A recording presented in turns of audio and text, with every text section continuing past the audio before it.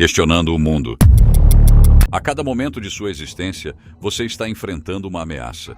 Inúmeros micro-organismos, como bactérias, vírus e fungos, estão tentando invadir seu corpo. Por isso, nossos organismos desenvolveram um sistema de defesa altamente complexo, composto por guardiões, soldados, centros de inteligência e fábricas de armamento e comunicadores. Tudo isso para garantir sua sobrevivência.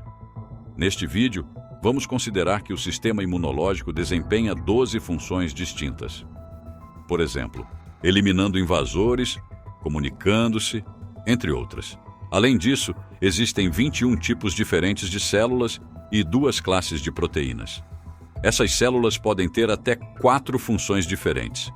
Vamos atribuí-las agora. Aqui estão as interações. Vamos tornar isso mais acessível. Primeiramente, vamos usar cores para representar as diferentes funções. Agora, vamos representar as células.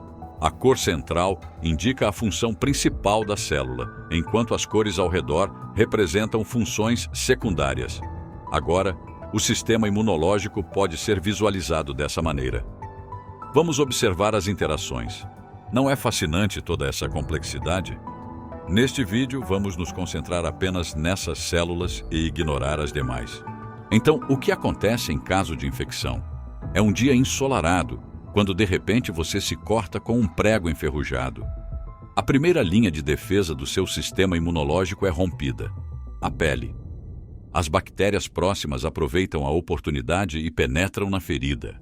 Elas começam a se reproduzir e a utilizar os recursos do seu corpo, dobrando seu número a cada 20 minutos. Inicialmente, elas passam despercebidas, mas quando atingem uma quantidade crítica, alteram seu comportamento e começam a causar danos ao organismo. O sistema imunológico precisa detê-las o mais rápido possível. Em primeiro lugar, entram em ação as células guarda, conhecidas como macrófagos. São células grandes que patrulham todas as fronteiras do corpo. Na maioria das vezes, sozinhas, elas conseguem conter um ataque, pois podem engolir até 100 invasores cada uma. Elas fagocitam os invasores e os envolvem em uma membrana. Então, as enzimas destroem o invasor e o eliminam. Além disso, elas causam inflamação, ordenando que os vasos sanguíneos liberem líquido para o campo de batalha, tornando o combate mais eficaz. Você percebe isso como um leve inchaço. Quando os macrófagos lutam por muito tempo, pedem reforço pesado, liberando proteínas mensageiras que comunicam local e urgência.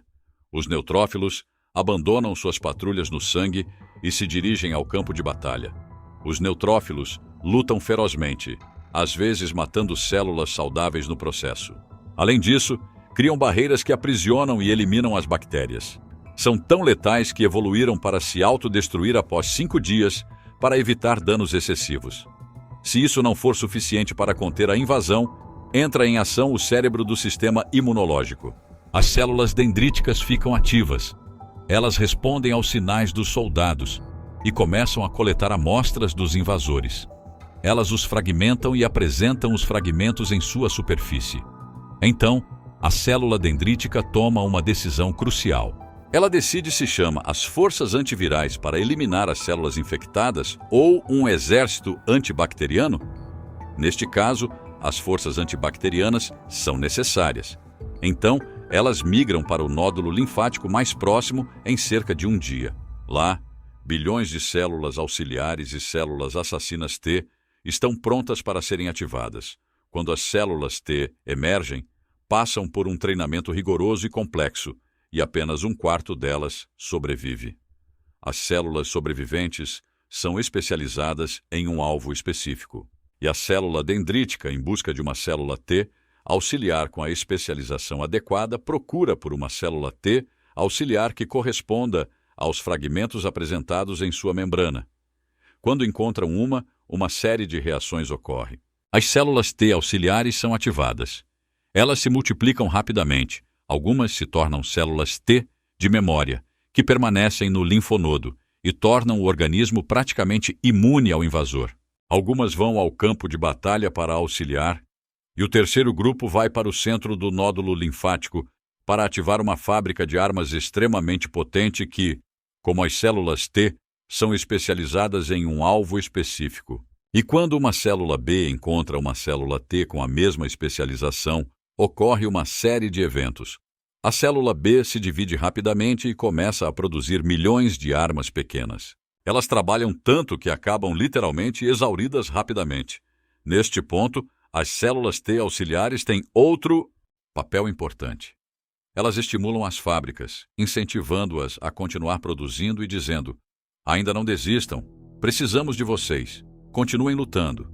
Isso também garante que as fábricas se autodestruam se a infecção acabar, para que o corpo não desperdice energia nem se machuque. Mas o que é produzido pelas células B? Você certamente já ouviu falar deles. Os anticorpos. São pequenas proteínas projetadas para se ligarem à superfície de um invasor específico. Existem vários tipos de anticorpos, cada um com funções ligeiramente diferentes. Células T auxiliares determinam qual tipo de célula plasmática é necessária para combater essa invasão específica. Milhões delas fluem pelo sangue e se espalham pelo corpo. Enquanto isso, no local da infecção, a situação está se deteriorando.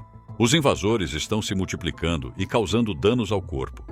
Os guardiões e soldados lutaram bravamente, mas também morreram no processo.